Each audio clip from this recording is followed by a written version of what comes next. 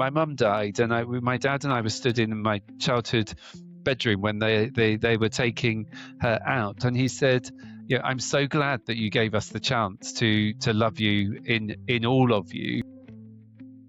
I may have grown up learning that being gay was not acceptable, but actually the world has to be redefined. Our purpose then is to create a safe and equal world where LGBTQ plus people can live, work and thrive. And the thriving is the really important bit here. Like, this isn't about survival. This is about us all being able to thrive. We've got to find a way to navigate through so that every single child can grow up learning to love themselves. And that's my driving force. Hello and welcome back to the queerest podcast telling the fiercest stories. This is Queer Talker and I'm Ben Cicchetti. And today I am joined by the CEO of Stonewall, Simon Blake OBE. Simon, welcome to Queer Talker. Thanks very much for having me, Ben. I feel like I need to say OBE every time I say your name, but I will try to only say it once. Definitely don't say it every time. I mean, you can just call me Simon if you want. There we go. Well, we will start the way we always do with our Queer Panic rapid fire questions. So you just respond with the first thing that comes to mind. Starting with, what was the first album you ever owned? It was a Now That's What I Call Music, and I think it was number 4 or 5, something like that. Amazing. What a great blast from the past. We just don't get those anymore. Now they're just Spotify playlists, I guess. It had Pet Shop Boys You Pay My Rent on it, is the song that I played endlessly on the tape. Okay, I love that. Well, speaking of songs, if you had to lip sync for your life, what song would you choose? If I Were a Boy by Beyonce. Classic. Love that. What is your favorite queer movie or TV show? So Beautiful Thing was a seminal movie in the 90s, watching something which was so gentle and gritty and real. I haven't seen it, so now I feel like I'm going to have to look this up.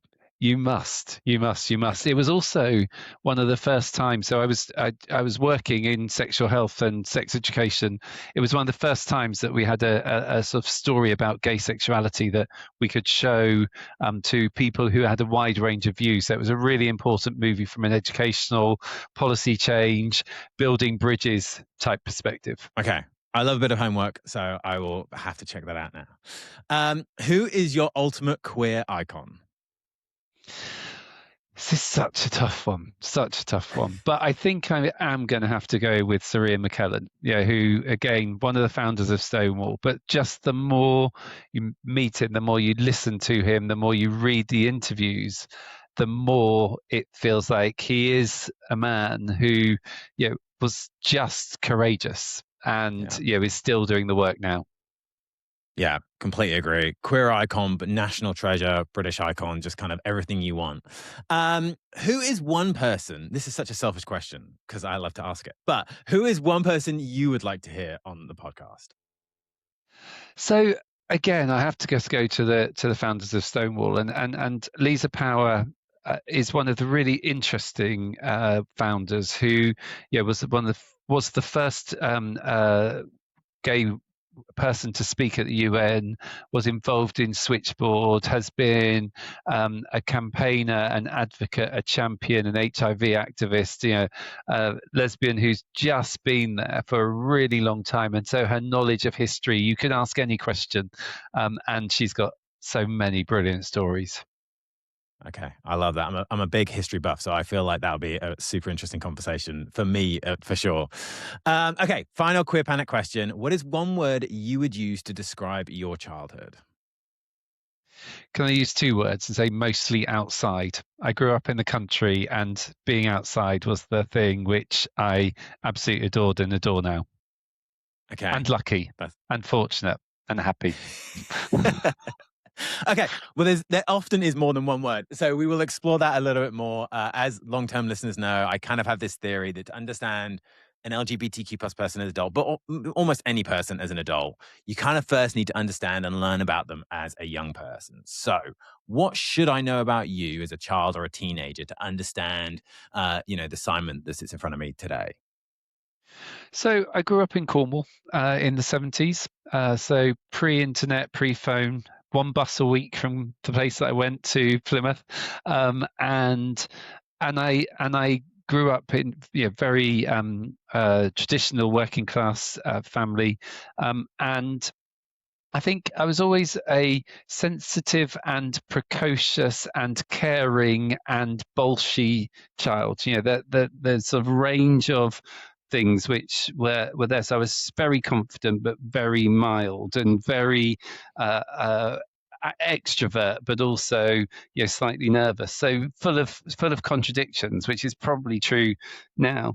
But I I loved horses. I was put on a friend's pony from when I was about 6, and then I was lucky enough to be given a pony by the local farmer and borrowed and begged and stealed, and that's really was just the thing which I loved for the whole of my childhood and adulthood. I still horse ride today. It's one of the best things in my life. Husband, if you're listening, you're obviously the best thing. And the so I wasn't particularly interested in school. I actually found it quite boring, and I only started to find it interesting when I got to A levels. And I always remember my sociology lecturer giving me a bit of a bollocking at the end of my first year and saying, you're one of those people that's really annoying because you don't try very hard and you can still do well when there are other people in the class that are trying hard and do well. So just apply yourself if you want to stay in my class. And it was one of those lessons where it's like, you have to make the most of the opportunities that are available to you. You can't necessarily coast and cruise your way through things, whereas at school it felt very much like factory farm.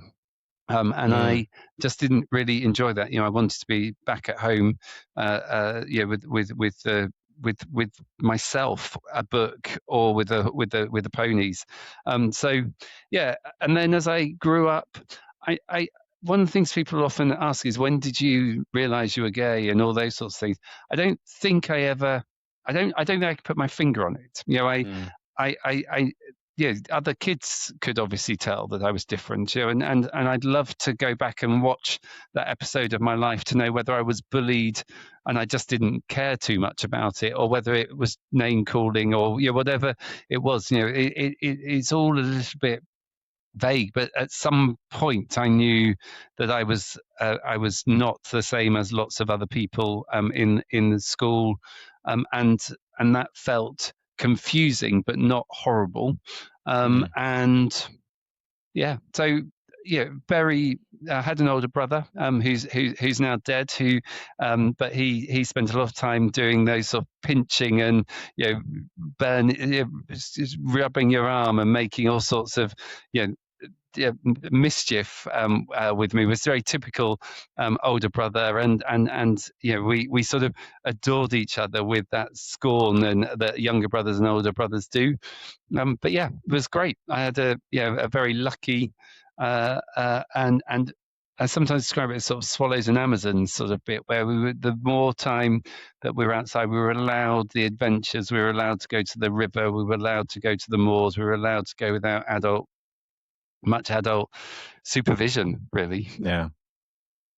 And then I guess you mentioned that feeling of kind of realizing you were quote unquote different from the other people around you, and that kind of journey we all go on, and realizing that maybe we're different and then realizing what that difference is. Sometimes one of the things that I think can trigger that is awareness of other people around you. So do you remember the first LGBTQ plus person you became aware of, either in real life or through media, and kind of how that felt to you in that kind of journey you were going on? So, I mean, Michael Cashman as Colin in EastEnders was, the first gay kiss, and I remember not being disgusted by it when everyone around was disgusted by it. Is probably a moment of realization, and a moment, and obviously flicking through the catalogue, I looked at different pages than other people tended to, and the other piece really was the conversations about what people were doing, which I'm sure they weren't doing, but they were excited clearly about the prospect of doing it. And I talked to my husband and to other people about it, and they said they were imagining doing it with other boys, and I wasn't doing that, but I didn't get any excitement at the idea, that around girls. So yeah, it was, I guess, certainly the first kiss on EastEnders. So every time, Michael was obviously, one of the founders of Stonewall. So every time I see him, there has that very strong association. But I think, and clearly, went through all of the motions as lots of us who, are in our 50s did. And then when I did first kiss, somebody at a uni, a lad at uni, I was like, oh, this is what people were talking about, and that was the moment where I suddenly knew that not only was it different, but that, and the same is true, when you really fancy somebody, it's we often think about it in gendered terms, but actually it's that bit of going, oh gosh, this is different. Yeah.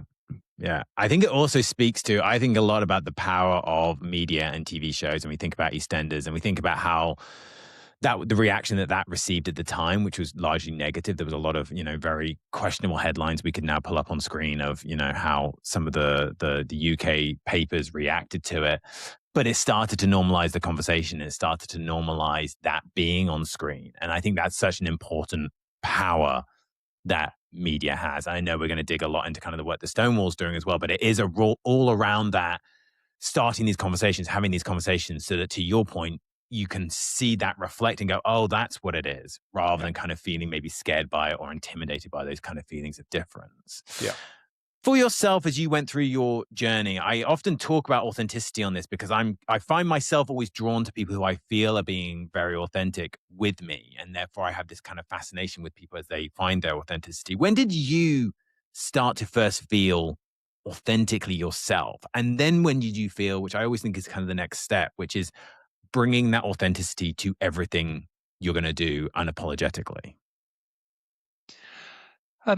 Gosh, I think it's part of what I was saying before, is that I always felt authentic. I didn't ever feel like I was denying myself. And I think it's easy to put an adult lens on what for me felt like quite a childhood into adolescent experience and a journey into sexual awakening, which I think I think when I realized that I needed to do something different was when I decided that I needed to tell my mum and dad. So I told my friends, my close friends at uni, who were like, well, yes, we had worked it out by now. Thanks very much for telling us. And I actually thought my mum and dad knew, but I wasn't sure. And it wasn't until actually when my mum died, and my dad and I were stood in my childhood bedroom when they were taking her out, and he said, I'm so glad that you gave us the chance to love you in all of you. And I said, what do you mean? And he said, well, when you came out to us, you said, I'm really sorry if this disappoints you, and I can't have it any other way. I know that this might risk our relationship, but being true to myself and being able to be true to myself is really, really important. And I don't remember that, but I do remember all of the conversations that went out. I mean, that I probably didn't say it quite so eloquently as that, because I was sort of blurting through tears and all of that sort of stuff. But that was what he took over the sort of 35 or 40 years, 35 years after, and I guess at that time when you were talking about coming out, we were sort of in middle of the HIV epidemic, and so you would have lots and lots of conversations, and it was, will we lose a relationship with our parents? How will they shift? How will they change? Was just part of that conversation. So I guess that was the moment in which I said, this is it. This is me, and there is no going back, because I absolutely adored and adore my parents. And so yeah, I guess that was probably the moment in which there was no going back. And I also remember a guy called Ashley, one of my early romances, who just said, "The more you let people in, the more they love you. Mm. That there is no point pretending that you're something else, and if you do pretend, then you're really saying you like this version of me rather than this version." So luckily I've had loads and loads of wise people all the way through who I could just spout off people who I remember saying to one of my bosses after we'd had a homophobic attack in which we'd been physically hurt, and I went into work the next day and I said, "It's okay," and she said, "No, it's not okay, Simon. That's what you've got to learn, is it's not okay. You may be all right, that's the most important thing, but it isn't okay, and that's what we've got to change." And those are the sorts of things which just add to your understanding of, okay, I may have grown up learning that being gay was not acceptable, but actually the world has to be redefined. And I think that's where the fire in my belly is, that we cannot say some people are more valid than others. We cannot deny people, who they are. We cannot say that people are villains and they hurt people when they don't. So, we have to be honest and truthful, and everybody deserves that equal protection under the law and equal treatment under the law, and that then flows through into our rights, and how we're accepted, and how we live within society. Yeah, I think it's incredible. I think that's such an amazing thing that your dad said to you as well, as this idea that you allowed them to love you for your full self rather than part of yourself, and that is kind of the trade off you have if you go into high part of you, that they can never have the opportunity to love the full part of you or reject part of you if that's what's going. We understand that can happen, but it's that ability to love the full part of you. And then obviously you've just talked about kind of all these different lessons you've learned. I feel like you've taken a lot of those lessons because you've dedicated a huge amount of your career to working with young people, working in mental health, inclusion, and social change. Looking back at that journey you've gone through, was there a moment when you realized, okay, this is the kind of work not only do I want to do, but that I was meant to do? Such an interesting question. I mean, I was meant to be an educational psychologist, but I fell Okay. in love, went to America, and I've just had this exciting journey, and career journey now, and I'm definitely not going to be going back to train. But I did always think that maybe I would, and every time I've had a job, I've generally said, "Oh, this is the best job yet," and yeah, I really feel like I'm meant to be at Stonewall and this moment now.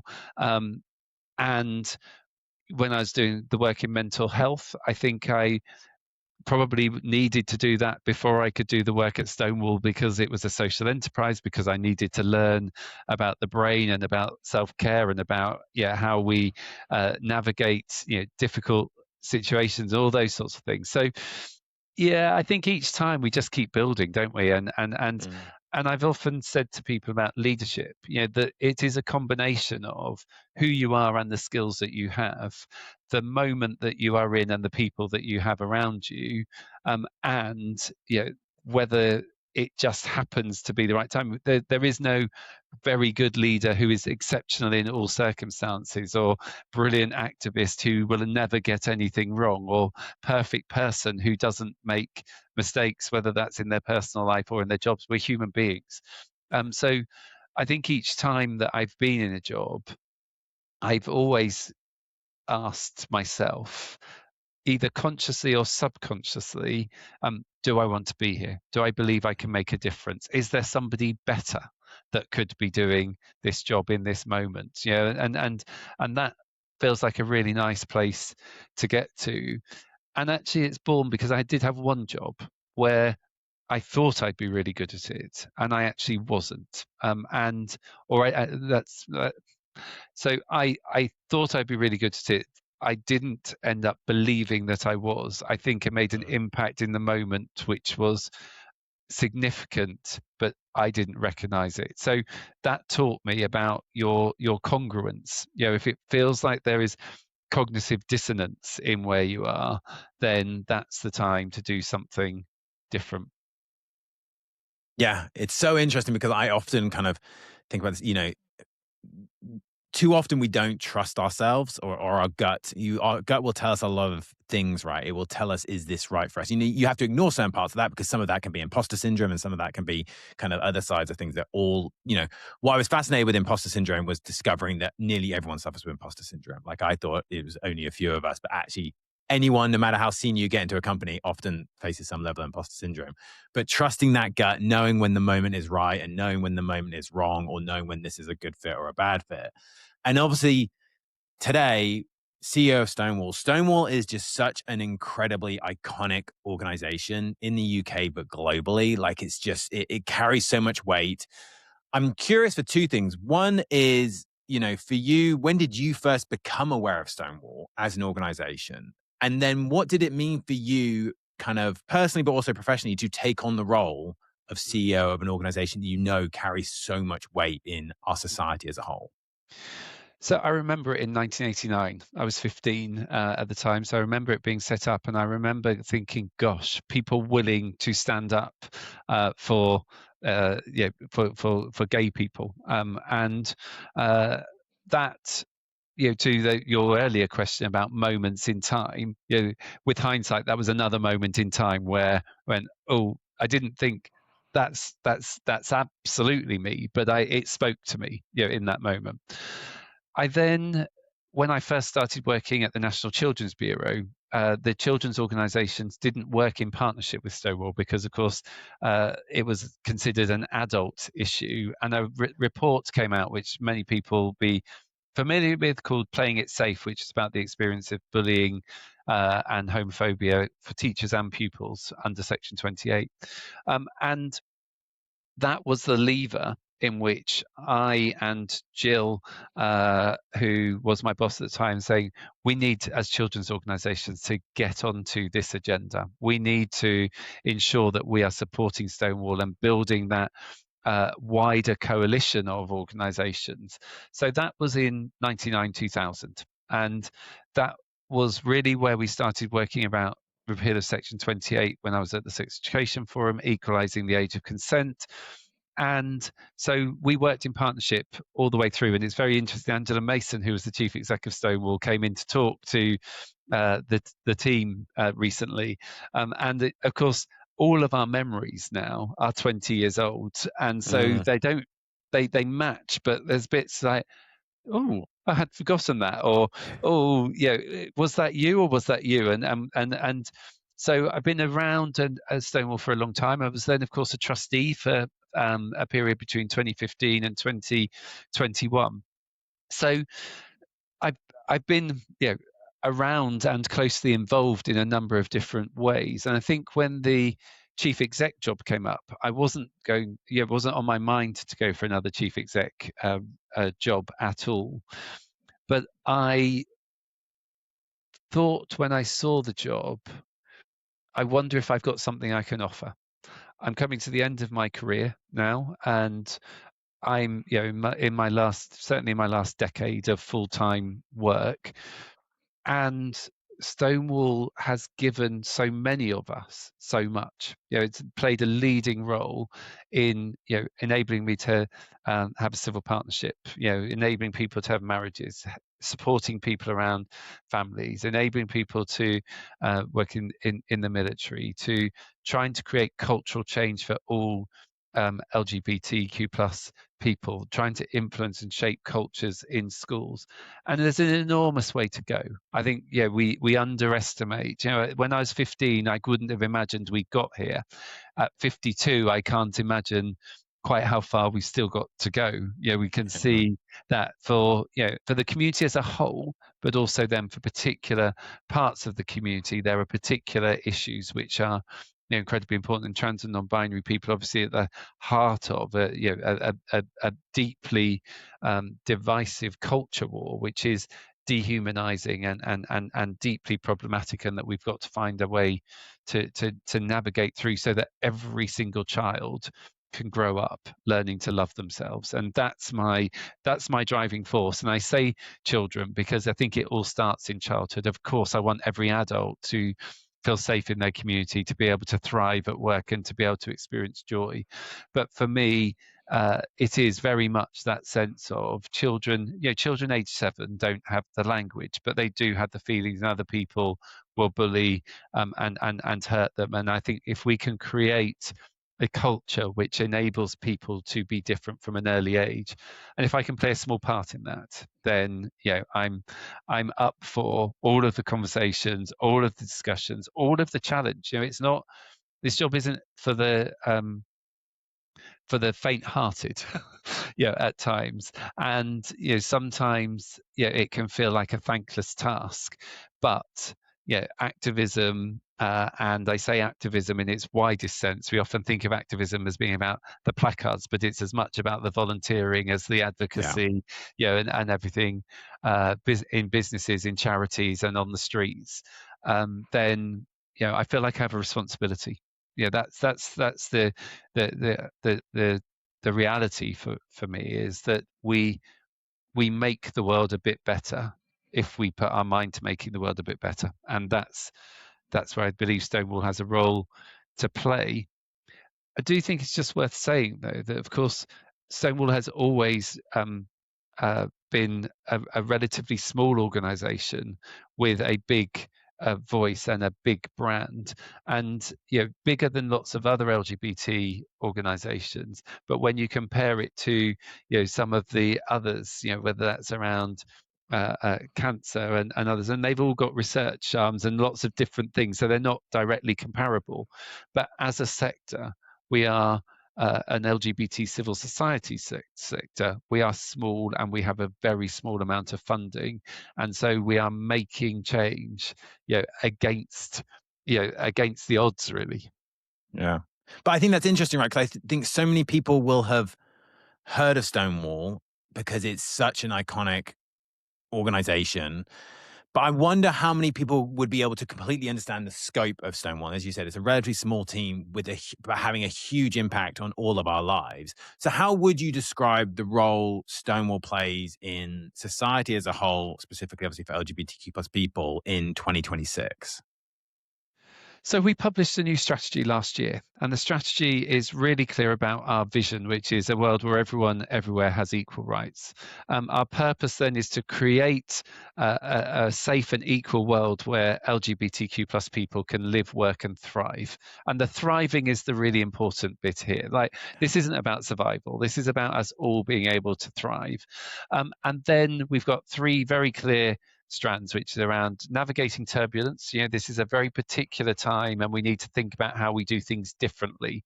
We cannot keep doing what we did yesterday if we want to navigate the world that we're in today. Then got the policy and influencing piece, and recognizing that, yes, we've got equal marriage, but there are still all sorts of things which need to be done. Healthcare for trans people, healthcare for LGB people, equal rights across all parts of employment legislation, hate crime legislation, all those sorts of areas.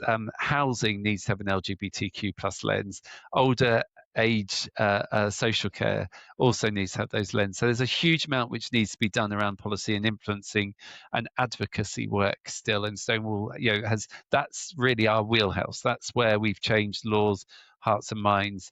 And then the third is around creating inclusive spaces. So focusing around workplaces, around activity and exercise and mental health, belonging, community benefits of that.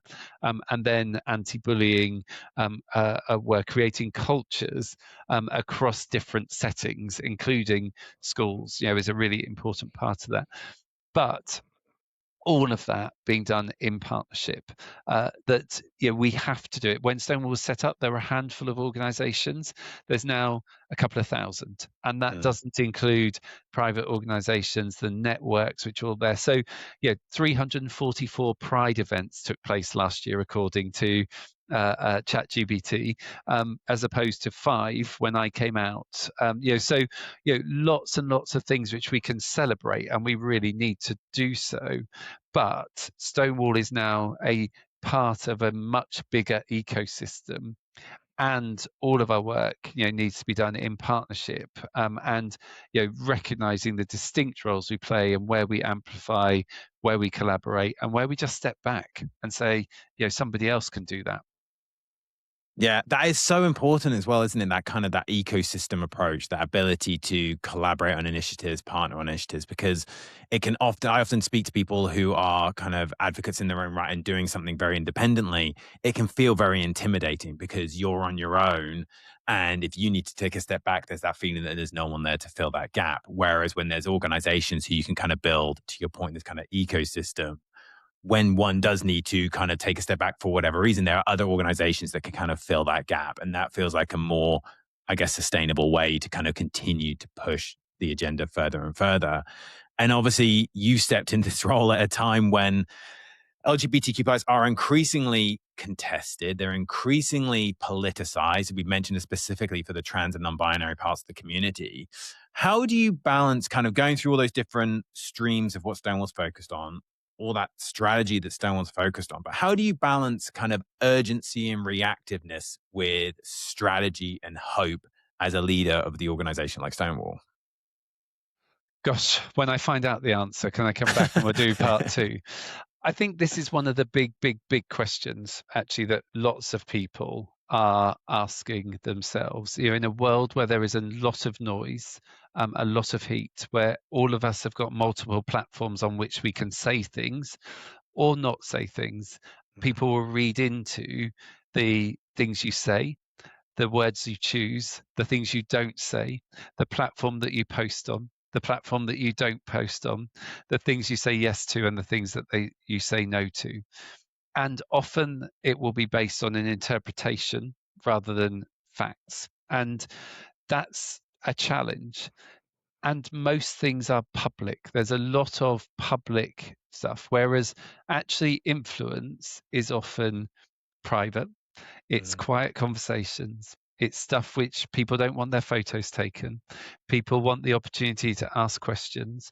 People want the opportunity to seek an understanding about what progress might look like, because perfection isn't possible. And that is at the heart of the challenge which we have, never compromising on values, but recognizing that we have to find a way to work in a world which is increasingly polarized, where there is a lot of trauma, hurt, and pain within the community, and all of those things make it challenging. And actually, what is urgent versus what do we believe to be urgent? And social media has really done this. I remember a few weeks ago, in fact, there's a live case now, but I won't talk about one. But a few weeks ago, I went to an awards do on the Tuesday or the Wednesday, and June Sarpong did a really, really brilliant speech. Now, on the Thursday, Friday, Saturday, I was busy, didn't have time to write about it, to think about it, to process it. All the photos were up the next day. Everyone had posted saying how good it was. But lots of that, and this is no criticism and no shade whatsoever, lots of it was that they were there, less about some of the substance. And what I had taken was something about the things which it felt as though we needed to hear. And on the Sunday night, which is often when I will start thinking, gosh, what are the things I'm not going to have time for this week? I almost thought it's too late. That was 4 days later.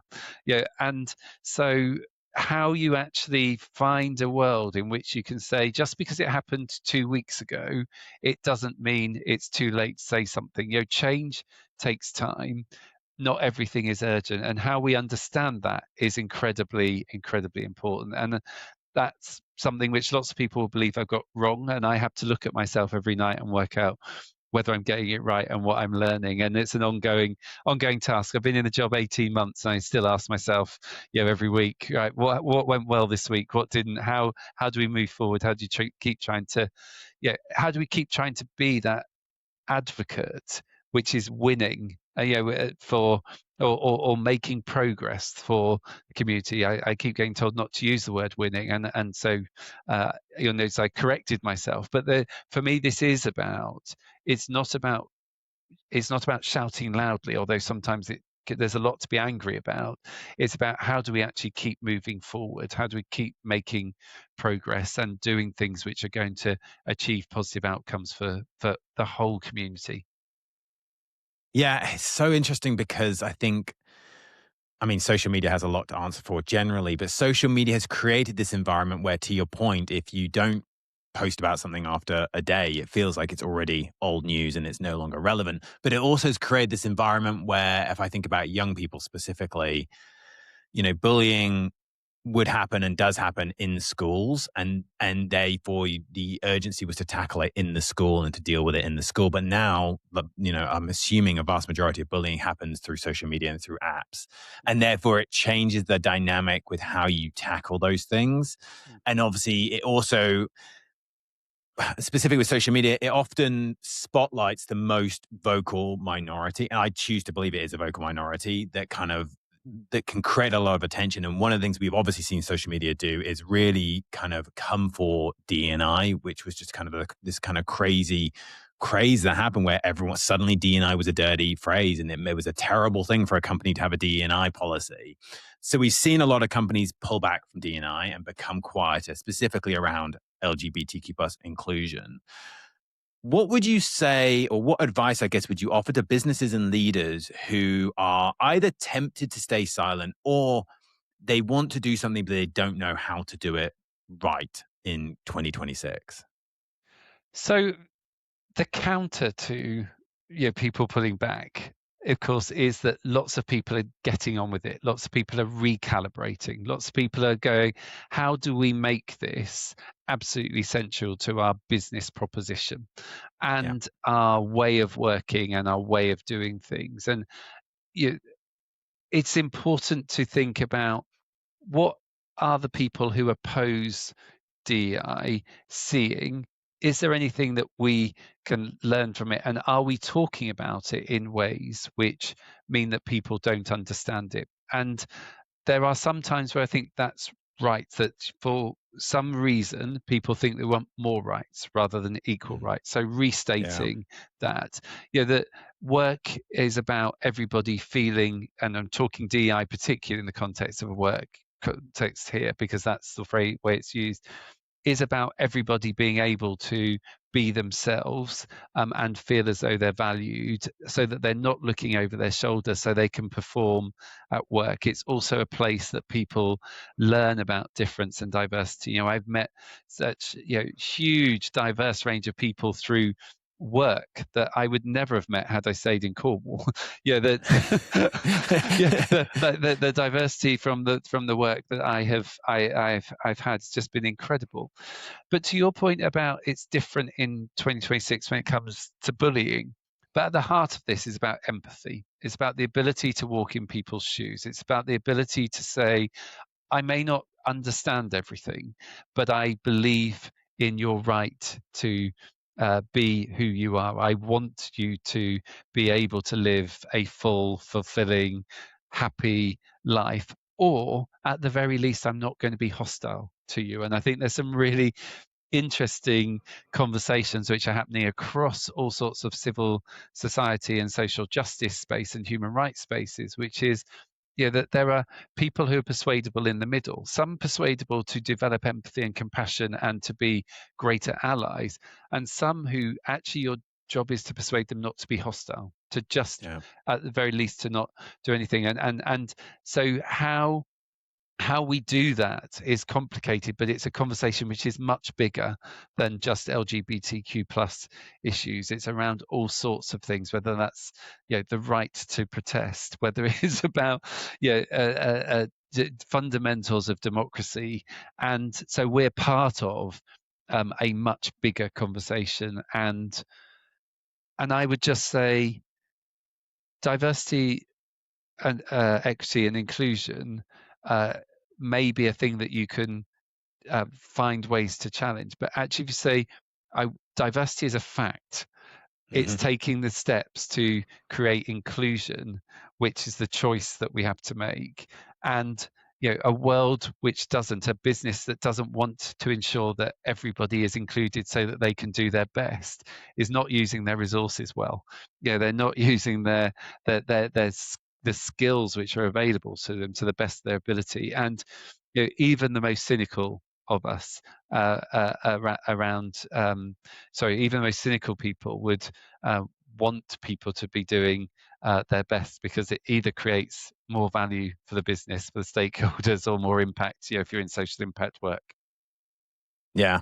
I think one of the things we've seen is, and I think we touched on this a little bit, but the lives of LGBTQ plus people have become this kind of, political football in society. Here in the UK, over in the US, globally at this point, kind of LGBTQ lives have become a political component of any kind of, you see it in political races, you see it in headlines. What impact in the work that you're doing do you see that kind of politicization having on real people beyond kind of the headlines that we see? I mean, this is the really awful bit, isn't it? That it is political footballs are people's lives, and whether that's people believing that they can't go out in the streets, whether it's people believing they can't be with their partner. Less than 50% of people in research show wouldn't hold their partner's hand in public for fear of their safety. Whether it's people not drinking water so that they don't have to use the bathroom because of fears of that. Whether it is the fear of people being attacked in the streets, whether people being shouted at in public spaces, where we hear from friends and colleagues about their experiences of racism, of transphobia, of just behaviors which are unacceptable. That it doesn't matter what people's opinions are, that your behavior is your social contract, that we do not have the license to hurt other people. And that's the bit which I think is really important, that we have to find a way to disagree well. We have to accept that people have some different views, but those views cannot and must not ever cause harm to other people. And the bit which really upsets me in this, of course, is that the misinformation that is spread. We are seeing the same that for trans people now as we saw for gay men in the 80s. Of course, it's not exactly the same. There are differences, but there are parallels.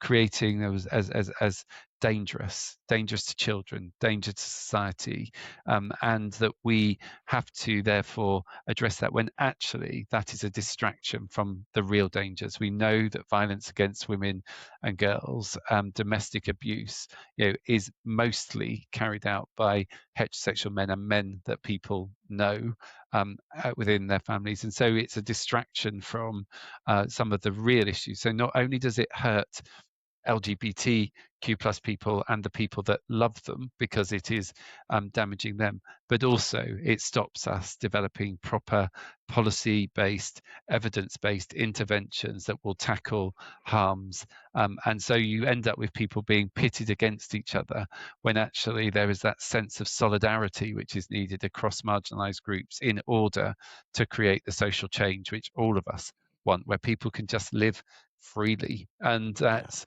it is such a fundamental freedom to be able to have control of a body and to feel safe in the streets that we walk, and to feel accepted for who we are.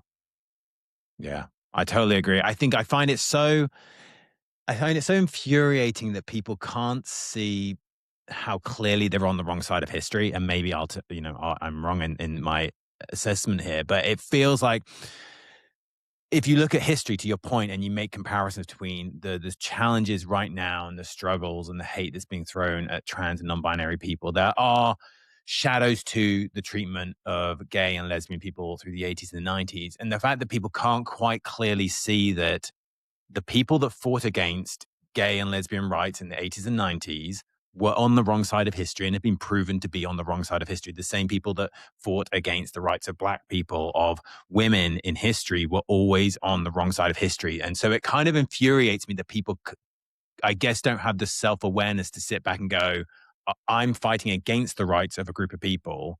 I'm probably on the wrong side of history here. Yeah.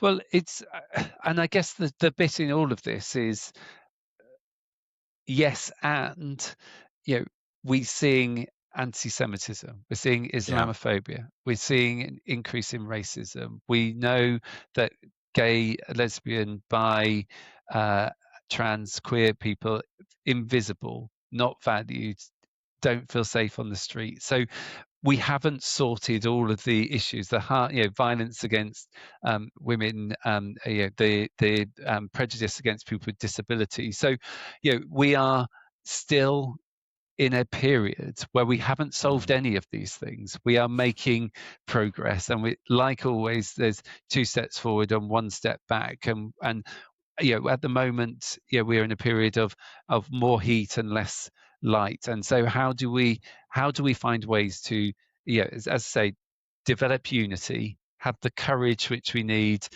to keep on being visible, being represented, and also to acknowledge the progress that we've made. So when I talk again to the founders of Stonewall, one thing to say is, these rooms that you are now in, they didn't exist 25 Yeah. years ago, 35 years ago.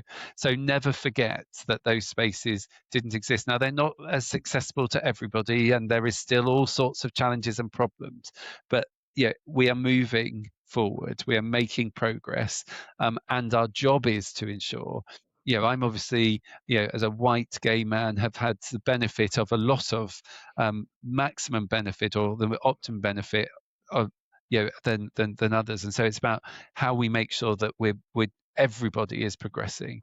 But even with that, that self-censoring, that I've been with the same partner for 23, well, over 20 I hope you years, got that don't know how right. many, and but we don't hold hands in public. When we're on holiday, that we would Yeah. be looking around, that with vigilance exists. So our job here is to be thinking, what affects the whole community, and what are the prejudice and discrimination for the whole community, and then what are the issues which are for particular parts of the community, and who is disproportionately affected. Where does being a black woman and a lesbian intersect? Where do trans rights need particular attention? Where do people with disabilities who are also queer need to have some particular bits? But what unites us? That Mm. for me, that's the question. What takes us all together, and how do we stay together? Because we are only ever stronger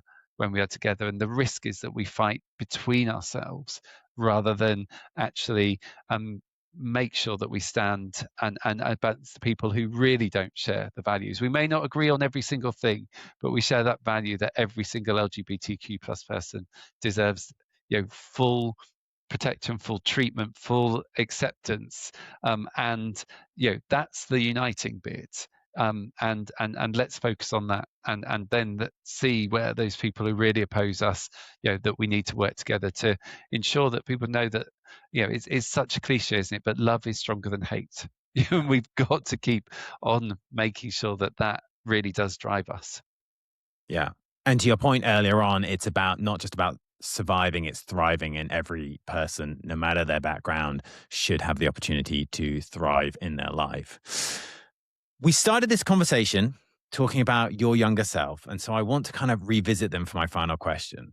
If you could give your younger self one piece of advice, what would it be? And would it be different if I just said, what advice would you offer to young LGBTQ plus people today in 2026? Uh, it's such an interesting one, isn't it? So when my granddad was dying, he said, "Just tell your mum not to worry about what other people think. She worries too much about what other people think." He was 76 when he was dying, so I was in my 19, something like that.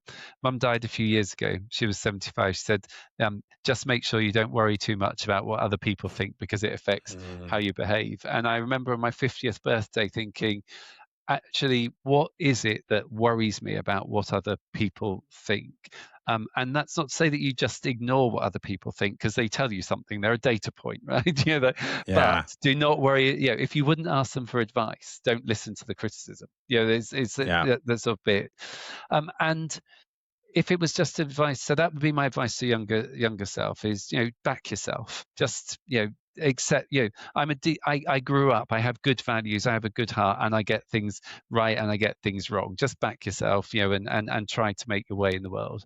And the same would be true for any young person. It would be, don't sit hiding. Find people, talk to people you trust.